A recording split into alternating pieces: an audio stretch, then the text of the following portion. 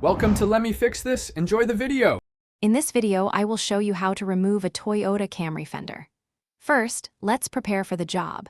You'll need a few basic tools, such as a 10mm socket, a ratchet, Phillips and flathead screwdrivers, and some plastic trim removal tools. Always ensure your Camry is parked securely on a flat surface with the parking brake engaged. For your safety, remember to wear gloves and eye protection throughout the process.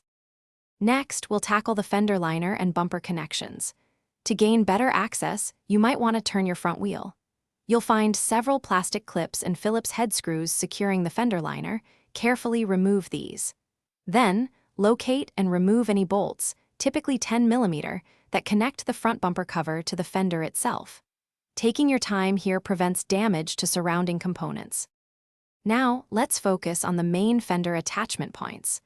Pop open your hood and remove the 3 or 4 10mm bolts running along the top edge of the fender. Next, open the front door and you'll find one crucial 10mm bolt located inside the door jamb. Remove this carefully. If your Camry has side marker lights, gently disconnect their electrical connectors before proceeding. For the final removal, check for any last 10mm bolts, often found underneath the side skirt or behind the headlight assembly. Once all fasteners are removed, carefully lift the fender away from the car. It's a good idea to have an assistant for this step to prevent scratches.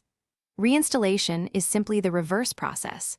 Ensure all bolts are tightened to specification and the fender aligns perfectly with the hood and door.